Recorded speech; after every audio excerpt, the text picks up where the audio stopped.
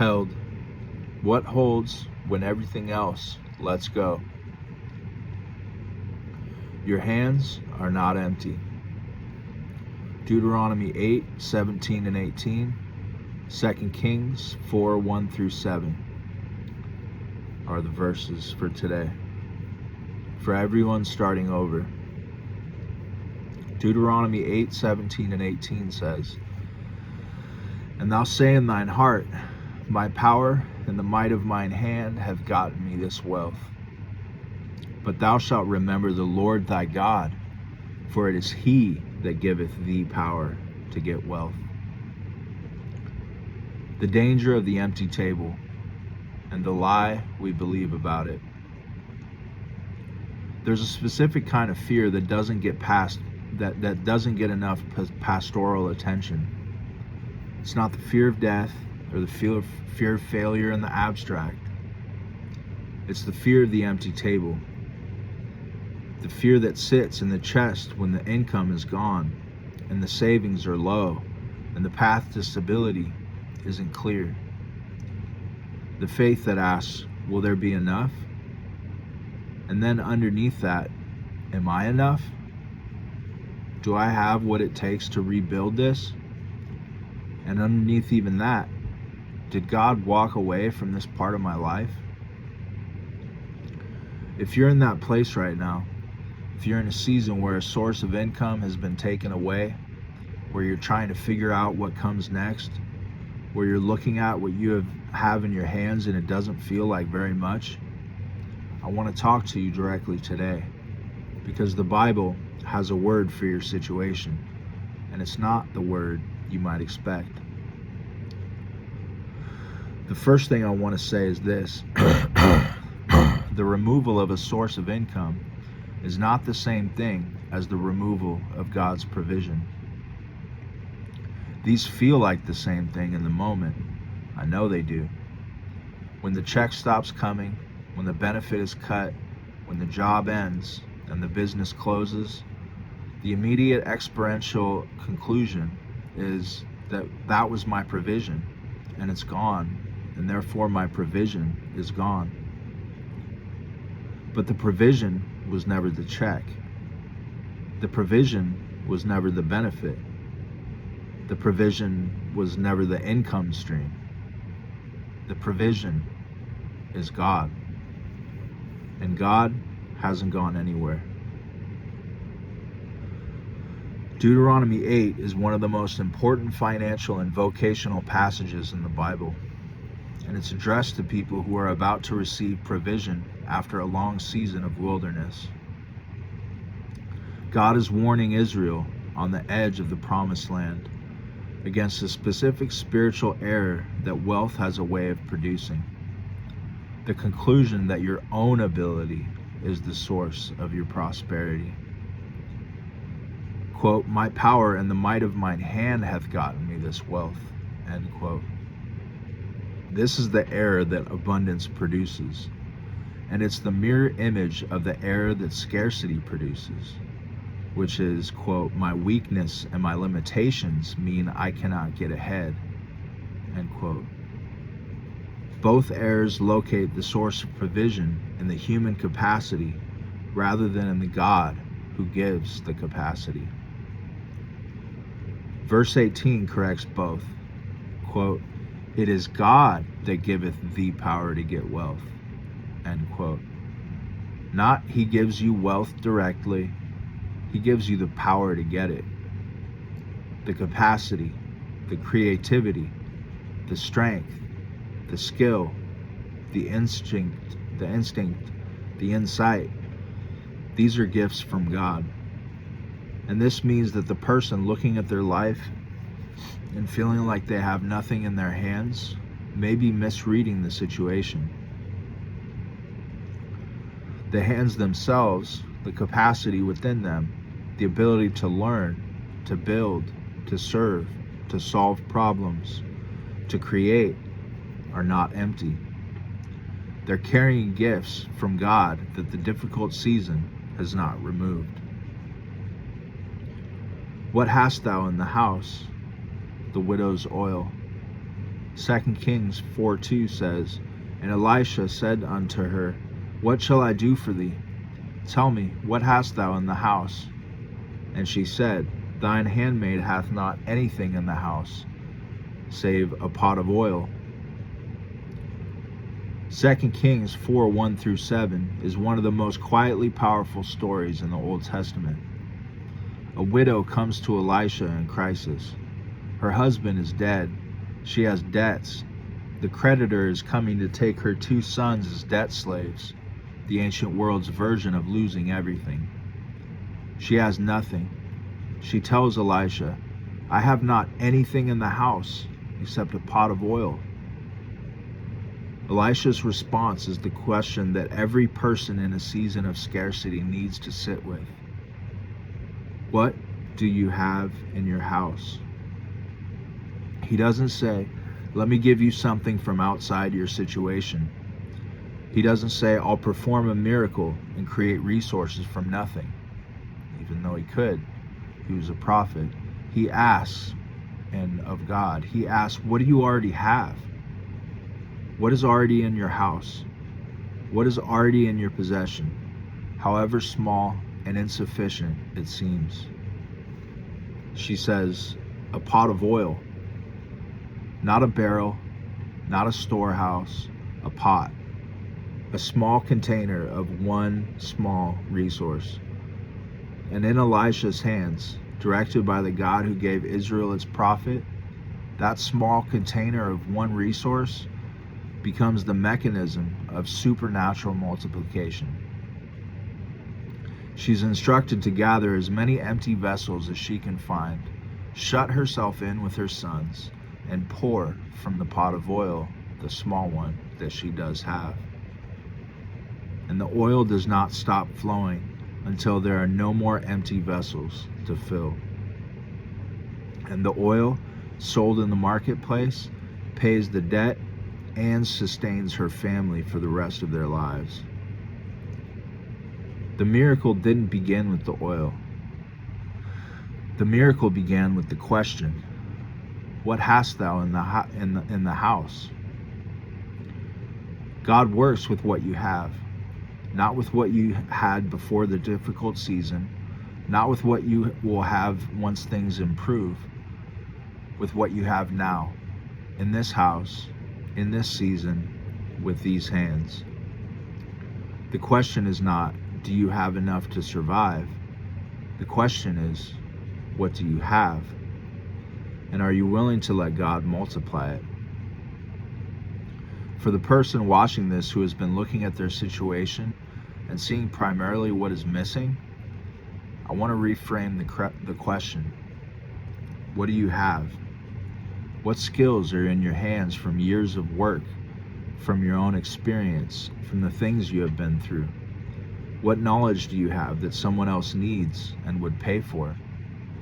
What problem can you solve that the world around you has? What capacity do you carry that God gave you before any income stream existed? A capacity that will be there after the income stream returns. The pot of oil was always there. She just hadn't been asked to look at it yet. So what is your pot of oil? Again, God works with what we have, not what we had, not what we will have. What is in our with what is in our hands, in our house, in this season. The pot of oil is always there. The parable of the talents, fear that buries potential. Matthew 25:26-27 says, His Lord answered and said unto him, Thou wicked and slothful servant, thou oughtest therefore to have put my money to the exchangers and invested it, and then at my coming I should have received mine own with interest. The parable of the talents in Matthew 25:14-30 is at its core a parable about what fear does to potential. The master gives 3 servants different amounts, 5 talents, 2, 1, and goes on a journey. The servants with 5 and 2 talents invest, take risks, and double what they have been given. The servant with 1 talent digs a hole and buries it. And his explanation, when the master returns, is the most revealing statement in the parable. Quote, "I was afraid," end quote. Matthew 25:25. He didn't bury the talent because he was lazy in some casual sense. He buried it because he was afraid. Afraid of the master, afraid of the risk, afraid of the possibility of losing what little he had. And the fear of losing what little he had meant he did nothing. And the fear of losing what little he had meant he did nothing with it, and ended up with nothing anyway. The very thing fear was trying to protect was lost by the protective strategy fear produced. This is what fear does to capacity. Fear says, you don't have enough to risk losing any of it. Fear says, wait until the conditions are better, until you have more certainty, until you have more resources, until the environment is safer, until you are more ready. And in waiting, the talent is buried. The capacity is unused.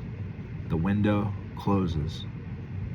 Now, I'm not going to stand here and tell you that risk is always the right choice. Context matters. Discernment matters. Timing matters. But I am going to say this. If the thing preventing you from moving forward and building income, starting a business, developing a skill, making an offer, sending an application, if the main thing in the way is fear, then fear is not protecting you. Fear is the enemy of the very thing you are trying to build. The confidence to move forward with your own ideas, to trust your own instincts, to form your own analysis of a situation and act on it. It's not arrogance, it's stewardship. God gave you a mind.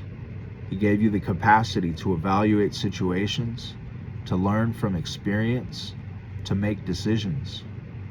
The capacity to think clearly and act decisively with what you have been given is the use of the talent, not the burial of it. We don't have to wait for permission to use what God already gave us. And this matters especially for people who have spent time in systems, medical systems, financial assistance systems, family systems, where other people were making the significant decisions about your life. When we've been in a system for a while, there can be a learned helplessness that sets in. The feeling that the decisions about our lives are above our pay grade, that we need to wait for someone else to determine what happens next. That is not God's design for you. God's design is the image bearer who exercises dominion, who actively engages the world with the capacity he has been given and works with what is in his hands. Jehovah Jireh, the God who sees and provides. Genesis 22:14 records the first time God is called by the name Jehovah Jireh. Quote, and Abraham called the name of that place Jehovah Jireh, as it is said to this day, in the mount of the Lord it shall be seen. End quote. The name comes from the moment when God provided a ram for the sacrifice at the very last possible moment. When Abraham's hand was raised, the knife was ready, and everything humanly available said, there's no provision here. The ram appeared in the thicket. The provision that seemed impossible was already there. The name Jehovah Jireh does not mean God who sends provision from outside our situation. The Hebrew Yireh comes from the verb ra'ah, to see, to perceive, to provide by seeing. The God who provides is the God who sees. He sees our situation. He sees the specific need. He sees the timeline. He sees the path that isn't visible to you yet. And what he sees, he provides for. Not always in the way we expect, not always in the form we anticipate, but with the completeness of a God who doesn't miss anything. Philippians 4:19 says, "But my God shall supply all your need according to his riches and glory by Christ Jesus." That's one of the most quoted financial promises in the church, and also one of the most misunderstood. It says all your need, not all your wants, not all your preferences, not the exact version of provision we had previously thought or previously had. All your need, what you genuinely require, according to what God's riches can supply through Christ, will be provided. That's a covenant promise, not a lottery ticket. It's addressed to people who are in the practice of generosity. The context of Philippians 4:14 through 18 is their giving to Paul's ministry. It's the assurance that the God who witnesses faithful stewardship of limited resources is the God who is also governing the supply. The practical posture this produces is not passive waiting. It's active, faithful movement in the direction of what God has put in our hands, trusting that the supply will meet the movement. The widow with the pot of oil had to start pouring before the miracle became visible. Abraham had to walk up the mountain before the ram appeared, being willing to sacrifice his own son. The disciples had to start distributing the 5 loaves and 2 fish before it became enough for 5,000. The provision follows the faithful movement, not the other way around. Starting businesses, building income, trusting your mind. I want to speak practically for a moment to anyone who is in the process of trying to build income streams, start businesses, or create vocational independence in a season where traditional employment feels unstable or inaccessible. First, the desire to build something of your own is not selfishness. It's the dominion mandate expressing itself. God put in human beings the drive to create, to build, to organize resources towards productive ends. This drive, when submitted to God's wisdom and exercised with integrity, is the image of God at work in the economic sphere. Don't apologize for wanting to build. Don't let anyone talk you out of the instinct to create something that didn't exist before. That instinct is from God. Second, starting from a difficult financial place does not disqualify you from building something.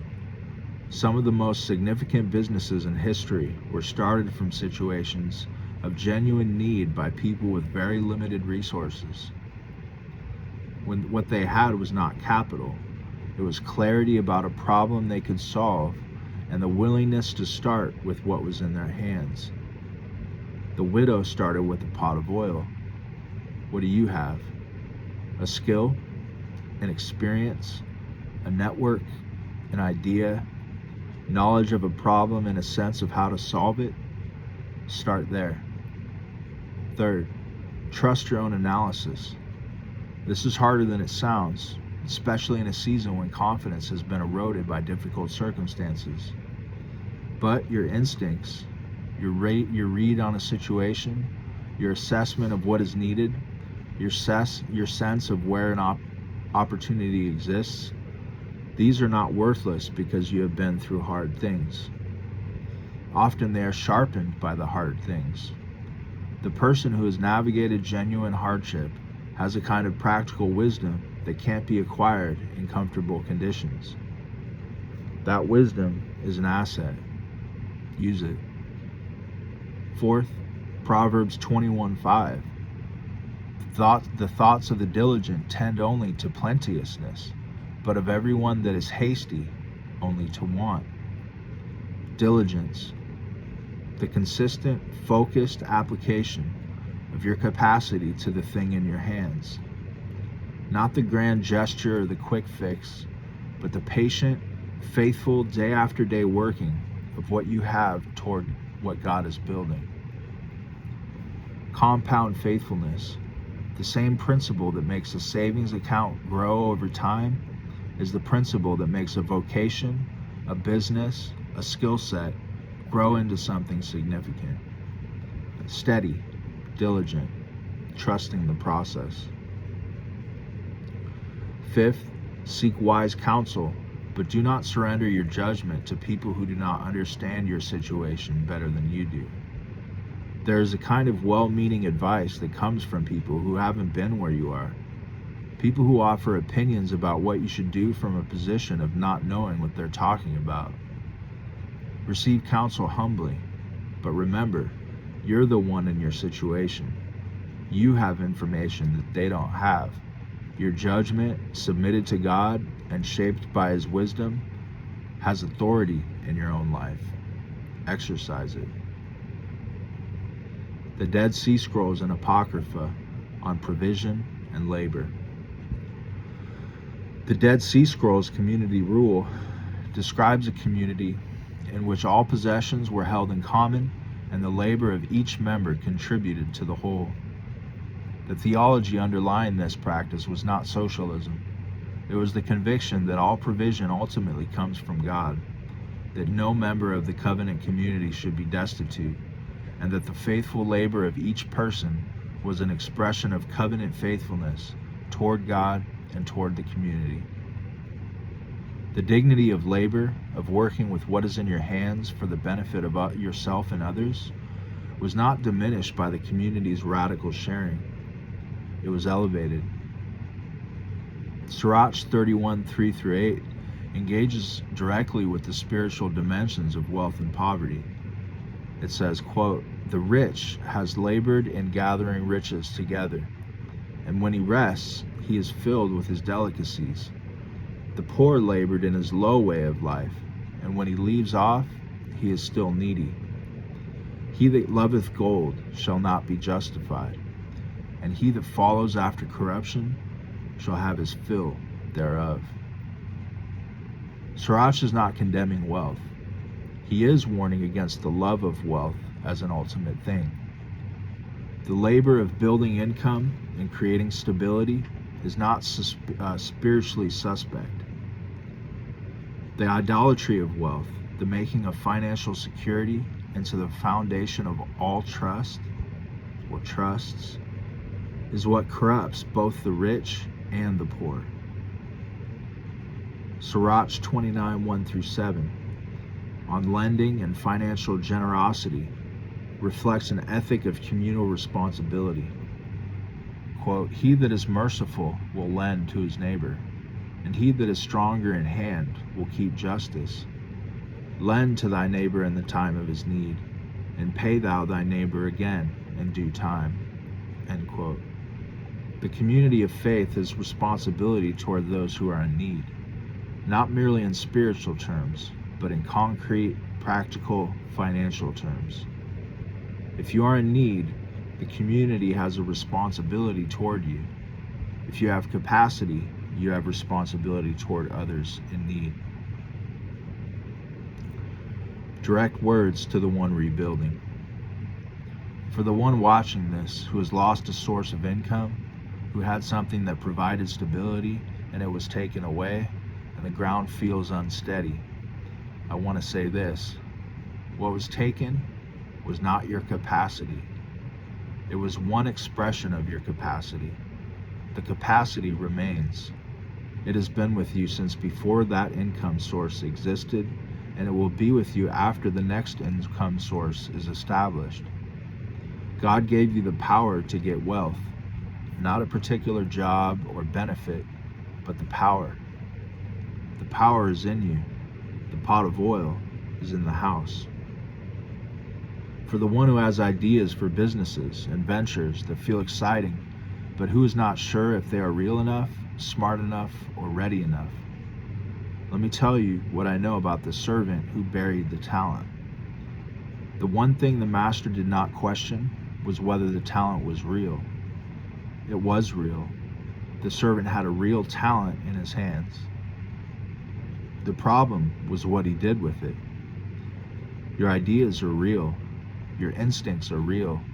The question is what you do with them.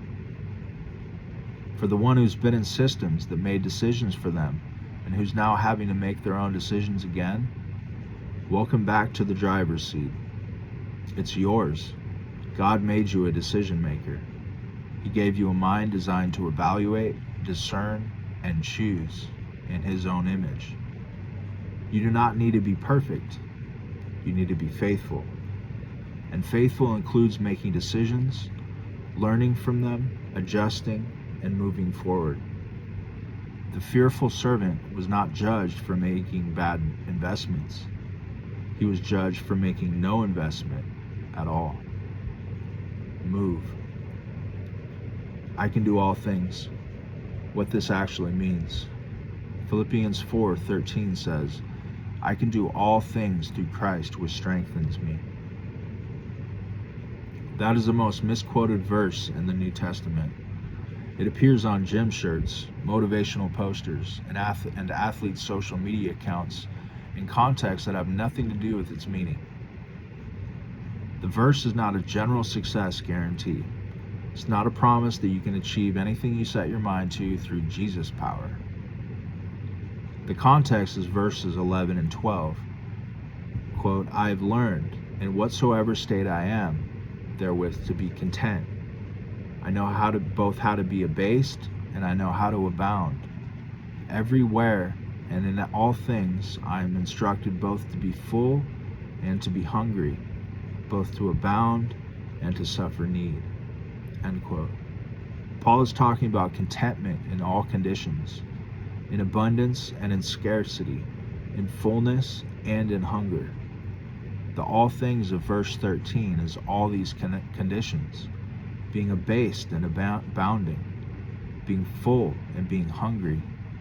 But what Christ's strength enables is the contentment and faithfulness in all of them.